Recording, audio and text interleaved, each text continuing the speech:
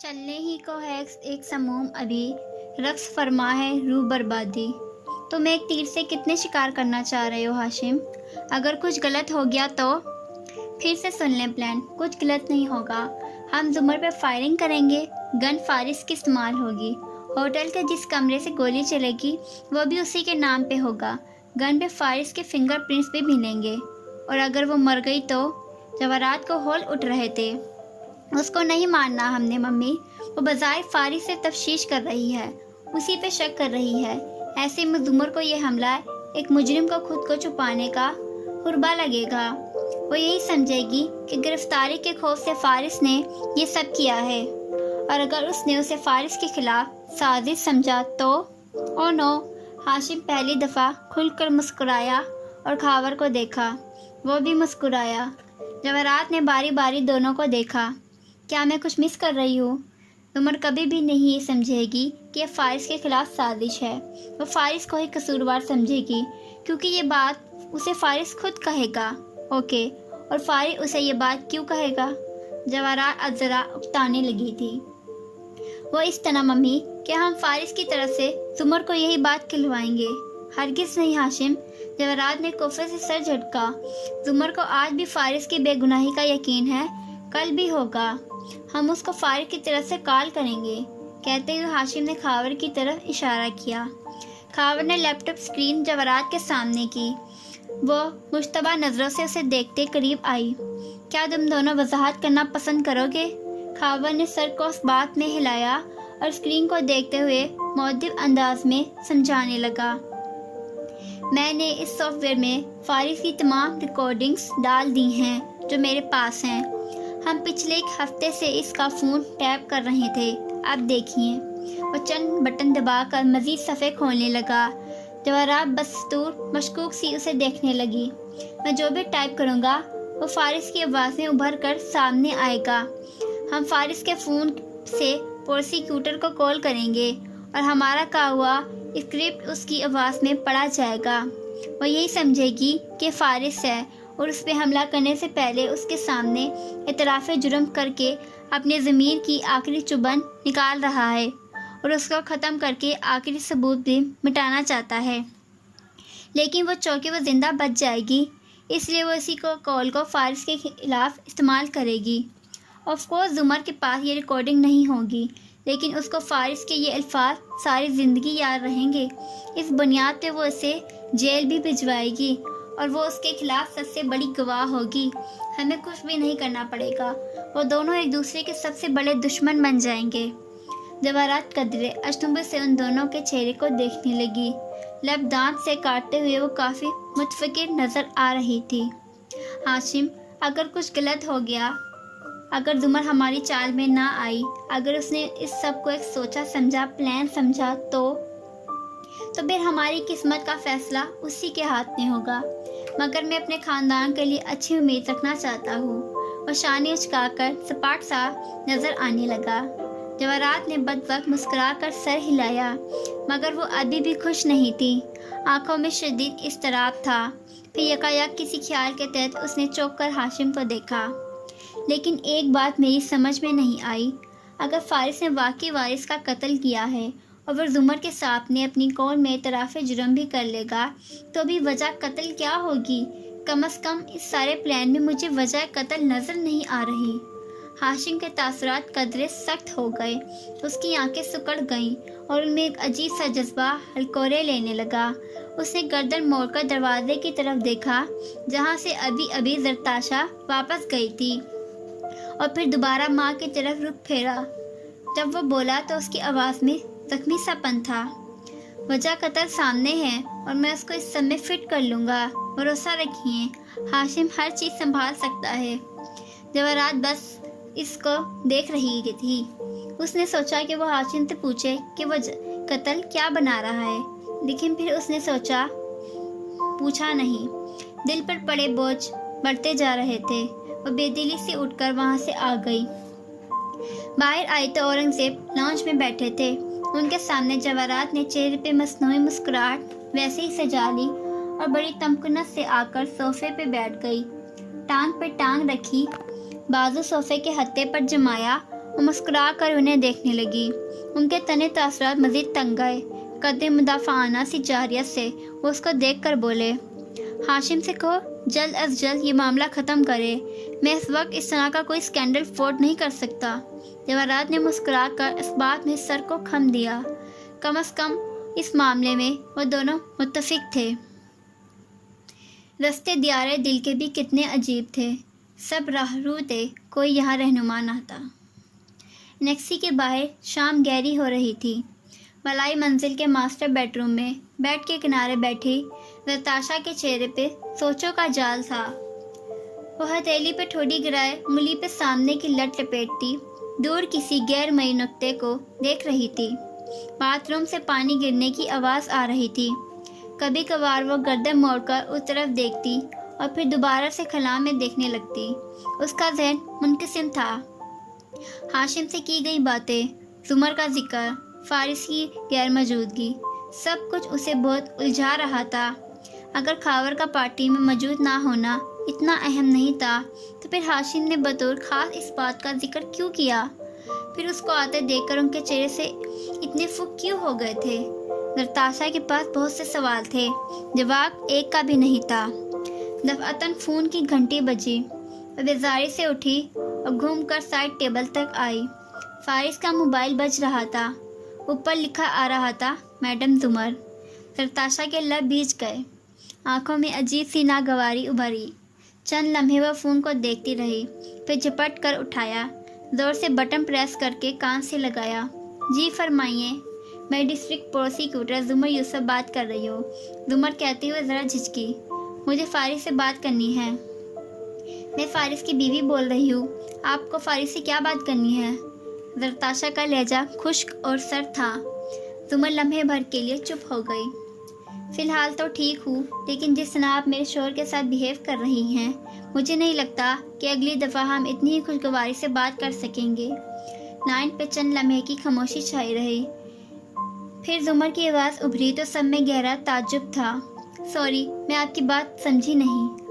حالانکہ آپ کو سمجھنا چاہیے تھا کہ میرا شوہر بے گناہ ہے، پھر بھی جس طرح آپ میرے شوہر کو بار بار مجرم ثابت کرنے پہ تلی ہیں، اس سب سے مجھے یہی لگتا ہے کہ آپ اس سے کوئی پرانا بدلہ اتار رہی ہیں۔ آخر میرے شوہر نے آپ کا کیا بگاڑا ہے؟ وہ بمشکل غصہ ضبط کر کے کہے جا رہی تھی۔ اتنے دنوں کا اندر ابلتا لاوا کسی نہ کسی طرح پھٹنا ہی تھا۔ دوسری جانب زمر اجنبی اور حیرت سے فون کو دیکھ کر رہ گئی، پھر اس کے تاثرات بھی سخت ہو گئے، آواز سپاٹ ہو گئی۔ میں بالکل بھی نہیں سمجھ پا رہی آپ کس طرف اشارہ کر رہی ہیں۔ میں صرف اور صرف فارس اور سعدی کی مدد کرنا چاہ رہی تھی۔ بہرحال جب فارس مجھ سے بات کرنے کے لیے فارغ ہو جائے تو انہیں بتا دیجیے گا کہ انہوں نے کل مجھے اپنی ایلی بائی سے ملوانا ہے، اور ہاں، ان سے کہیں گا کہ اگلی کل وہی مجھے کریں گے، کیونکہ میرے پاس فی الحال کرنے کو اور بہت سے کام پڑے ہیں۔ کھٹ سے فون بند کر دیا۔ نتاشا تیز سے فون کو دیکھ کر رہ گئی، پھر زور سے واپس پھینکا۔ باتھ روم کا دروازہ کھلا تو وہ چوک کر مڑی۔ فارس باہر نکل رہا تھا، تولیے سے گیلے بال رگڑتا۔ اس کی آنکھوں اور چہرے پہ شدید اضطراب سا تھا۔ یقیناً اس نے ایک گفتگو نہیں سنی تھی۔ وہ قریب آیا تو نتاشا نے بمشکل چہرے کے تاثرات نارمل کیے، ہلکا سا مسکرائی۔ میڈم پروسیکیوٹر کا فون آیا تھا، وہ چاہتی ہیں کہ آپ انہیں کال بیک کر لیں۔ فارس نے ذرا چوک کر اسے دیکھا، آنکھیں سیکٹر کر اس کے تاثرات پہ غور کیا۔ اور کیا کہہ رہی تھی؟ کچھ خاص نہیں۔ وہ گھوم کر بیڈ کی دوسری طرف چلی گئی اور برش اٹھا کر بالوں میں اوپر سے نیچے پھیرنے لگی۔ البتہ چہرے پہ ہلکی سی گھبراہٹ تھی، دل زور زور سے دھڑک رہا تھا۔ فارس جیسے آدمی کو دھوکہ دینا کم از کم نتاشا کے لیے اتنا آسان نہیں تھا۔ وہ رخ پھیر کر بیٹھی آئینے میں اس کو دیکھتی رہی۔ فارس اب فون ملا کر اسے کان سے لگا رہا تھا، پھر پلٹ کر وہ کمرے سے ملحقہ بالکونی میں جا کھڑا ہوا۔ نتاشا کی سماعتیں وہیں لگی تھیں، بالوں میں ہیئر برش پھیرتا ہاتھ رک گیا تھا۔ جی السلام علیکم میڈم، کیسی ہیں آپ کا فون آیا تھا۔ اسے فارس کی آواز سنائی دے رہی تھی۔ وہ ہیئر برش رکھ کے دبے قدموں اٹھی اور چوکھٹ پہ جا کھڑی ہوئی۔ فارس کی اس کی طرف پشت تھی، سامنے لون نظر آتا تھا اور اس کے پار ہاشم کے کمرے کی بالکونی۔ ہاشم کا کمرہ ہمیشہ ہی اونچائی پہ ہوتا تھا اور ان کا کمرہ نشیب میں۔ یہ فرق زرتاشا کو آج پہلے سے زیادہ محسوس ہوا۔ جی شور میم، میں کل آپ کو اس سے ملوا دوں گا۔ ٹائم اور جگہ میں آپ کو ٹیکسٹ کر دیتا ہوں۔ اوکے۔ فارس شاید کچھ اور بھی کہنا چاہتا تھا، مگر دوسری جانب سے غالباً خشک لہجے میں کی گئی بات کاٹ دی گئی تھی۔ تبھی وہ خاموش ہو گیا اور پھر فون بند کر دیا۔ جب وہ پلٹا تو زرتاشا کو وہیں کھڑا پایا۔ کیا کہہ رہی تھی؟ اس نے بظاہر انجان سی بن کر پوچھا۔ دل البتہ زور زور سے دھڑک رہا تھا۔ فارس فون بند کرتا آگے آیا، ذرا سے اندھے اچکائے، خود بھی کچھ الجھا ہوا سا تھا۔ کل مجھے اپنی ایلی بائی سے ملوانا ہے، اس کا بتا رہا تھا۔ پھر خاموش ہو گیا، جیسے اسے بھی زمر کے خوش جواب پہ پہلے سے زیادہ حیرت ہوئی تھی، یا پھر شاید اسے برا لگا تھا۔ کیا واقعی زمر اس کو مجرم سمجھ رہی تھی؟ کیا آپ کو یہ لگتا ہے کہ ڈی اے آپ کو مجرم سمجھتی ہے؟ زرتاشا ذرا کی ذرا احتیاط سے اس کا چہرہ دیکھتی قریب آئی۔ وہ جو بیڈ کے کنارے بیٹھ گیا تھا، چونک کر سر اٹھا کر اسے دیکھا۔ چہرے کے تاثرات ذرا نرم پڑے۔ آخر وہ اس کی بیوی تھی، اس کی سوچ پڑ سکتی تھی۔ اس نے مہم سا اس بات میں سر ہلایا۔ شاید۔ زرتاشا کو ذرا تقویت ملی۔ گردن اٹھا کر پہلے سے زیادہ اعتماد سے وہ قریب آئی، اس کے کندھے پہ نرمی سے ہاتھ رکھا۔ زمر جو بھی کہے، میں جانتی ہوں آپ نے کچھ نہیں کیا، اور میں جانتی ہوں کہ آپ مجرم نہیں ہیں۔ یقیناً کوئی اس میں آپ کو پھنسا رہا ہے۔ فارس کے تاثرات کی نرمی بڑھتی گئی۔ اس نے ہلکا سا مسکرا کر سر کو خم دیا، ایسی مسکراہٹ جس میں سوگواریت بھی تھی اور زخمی پن بھی۔ تھینکس یو زرتاشا، تمہاری سپورٹ میرے لیے بہت معنی رکھتی ہے۔ وہ بھی جواباً مسکرا دی۔ البتہ وہ پہلے سے زیادہ مضطرب تھی۔ اس کو کیا چیز تنگ کر رہی تھی؟ ہاشم کا ایک بے معنی بے سبب سا جملہ؟ کیا بس یہی زرتاشا کو تنگ کر رہا تھا؟ اس نے سر جھٹکنا چاہا، مگر سوچو کو جھٹکنا اتنا آسان نہ تھا۔ ڈریسنگ ٹیبل کے دراز میں میری انجو کے ہاتھ بھجوائی گئی ویڈیو سی ڈی رکھی تھی، جو کہ شیری نے بھجوائی تھی، اس لیے خاور کو پتہ نہیں چل سکا، اور نہ ہی ہاشم کو۔ اس نے سوچا کہ وہ کل اسے دیکھے گی۔ ہاں کل۔ لمحوں سے اب معاملہ کیا ہو، دل پہ اب کچھ گزر رہا بھی نہیں۔ جس وقت زمر نے فارس کا فون بند کیا، وہ گھر میں داخل ہو رہی تھی۔ اس کے چہرے پہ عجیب سی بیزاری اور قدر ناگواری تھی۔ موبائل پرس میں رکھتے ہوئے وہ منہ میں کچھ بڑبڑائی، جیسے وہ اس سارے خلاق سے تنگ آ رہی تھی، مگر صرف شادی کے لیے اسے سب کچھ عرصے مزید برداشت کرنا تھا۔ پتہ نہیں شادی کے بعد کیا ہوگا۔ اف۔ مین ڈور کھول کر وہ راداری میں آئی، پھر ڈرائنگ روم کے قریب سے گزرتی وہ ٹہری۔ جالی دار پردے کے پار مہمانوں کی باتیں اور چہرے دکھائی دے رہے تھے۔ ذرا اوٹ میں ہو کر اس نے دیکھا، یہاں سے صرف سامنے صوفے پہ بیٹھا حماد دکھائی دے رہا تھا، خوش شکل سا نوجوان جس کی آنکھوں پہ گلاسز تھے، مگر اس وقت وہ قدے غیر مطمئن سی صورتحال میں بیٹھا ہوا تھا۔ باقی اس کی والدہ کا چہرہ تو یہاں سے دکھائی نہیں دے رہا تھا، مگر ان کی آواز وہ بہرحال سن سکتی تھی۔ وہ بڑے ابا سے کہہ رہی تھیں، ہمیں بخوبی احساس ہے کہ آپ کے خاندان کی بہت قریبی وفات ہوئی ہے، لیکن آپ بھی خیال کیجیے گا کہ ہمارے کارڈ بڑھ چکے ہیں، ہمارے سارے مہمان آ چکے ہیں، کتنے ہی لوگوں نے باہر سے آنا تھا، وہ چھٹی لے کر آئے ہیں، وہ اس سے زیادہ ٹھہر بھی نہیں سکتے، ایسے میں ہم بھی مجبور ہیں۔ میں بالکل سمجھ سکتا ہوں آپ کی ساری بات۔ میں آپ کو شادی آگے کرنے کا بھی نہیں کہہ رہا، شادی اسی دن ہوگی جو کارڈز پہ لکھا ہے۔ میں ایک ریسٹورنٹ کا ایڈریس SMS کر رہا ہوں، جہاں پہ اس وقت آپ کے شوہر ڈسٹرکٹ پروسیکیوٹر زمر صاحبہ کے ساتھ لنچ کر رہے ہیں۔ اگر آپ کو یقین نہیں آتا تو خود آ کر دیکھ لیں۔ غیر شناسا سا آواز میں کہہ کر فون بند کر دیا گیا۔ وہ ہیں کرتی رہ گئی۔ پہلے تو کچھ بھی سمجھ نہیں آیا، اور پھر سمجھ آنے پر وہ تیزی سے اٹھی۔ چہرے پہ شدید قسم کا تیش، غصہ اور الجھن سی بکھر گئی۔ فارس نے اس سے ملنا ہی تھا، یہ تو وہ جانتی ہی تھی، لیکن کسی ریسٹورنٹ میں لنچ، یہ دو الفاظ اس کو بری طرح کھپ گئے تھے، اور وہ زرتاشا تھی، اسے حقیقت جاننی تھی، اس کو اپنے دل میں موجود شک کے کیڑے کو نکالنے کے لیے کچھ تو کرنا تھا۔ اس نے موبائل اٹھایا اور فارس کا کال ملائی۔ 1 گھنٹی بجی، پھر دوسری۔ اس نے فون اٹھا لیا۔ ہاں زرتاشا بولو، آپ کدھر ہیں؟ قدرے ہچکچاہٹ سے اس نے پوچھا۔ ساتھ میں اسے خود پر افسوس ہونے لگا، وہ کیسے کسی اجنبی کی کال پہ اعتبار کر سکتی تھی۔ میں کام سے آیا ہوں باہر، کوئی کام ہے؟ نہیں، بس میں آپ کا پتہ کرنا چاہ رہی تھی. آج آپ نے پروسیکیوٹر سے ملنا تھا, اس لڑکی کو. وہ سب ہو گیا خیر سے؟ ہاں, مگر میڈم ابھی تک نہیں آئی. میں اور حنین علیشا کے کمرے میں اس کا انتظار کر رہے ہیں. ہوٹل میں, یعنی کہ اس کی بات ختم بھی نہیں ہوئی تھی کہ فارس نے بائے کہہ کر فون بند کر دیا. وہ ایک دم کلس کر رہ گئی, پھر موبائل رکھ کر ایک نئے ارادے سے اٹھی. ہوٹل کے کمرے میں خاور تیار بیٹھا تھا. اس کی نظریں گھڑی کی سوئیوں پر تھیں. اپنے ٹارگٹ کے انتظار میں وہ لمحے گن رہا تھا. لیپ ٹاپ پہ ہاشم سے رابطہ فی الحال خاموش تھا. یہ نہیں تھا کہ ہاشم دوسری جانب موجود نہیں تھا. ہاشم بس چپ تھا, بالکل چپ. وہ دونوں منتظر تھے کسی کی زندگی کی تحریر لکھنے کے لیے. خاور کے ہوٹل میں کے کمرے میں سے ملحقہ کمرے میں علیشا قدرے مسترب سی کرسی پہ بیٹھی تھی. وہ وفے سے سامنے خاموش بیٹھی حنین اور مقابل مستری سے ٹہلتے فارس کو دیکھتی. اس کے اپنے چہرے پہ بھی تفکر چھایا تھا. میں عدالت نہیں جاؤں گی. میں خود کو کسی خطرے میں نہیں ڈالنا چاہتی. اس نے انگلیاں مروڑتے ہوئے بات کا آغاز کیا.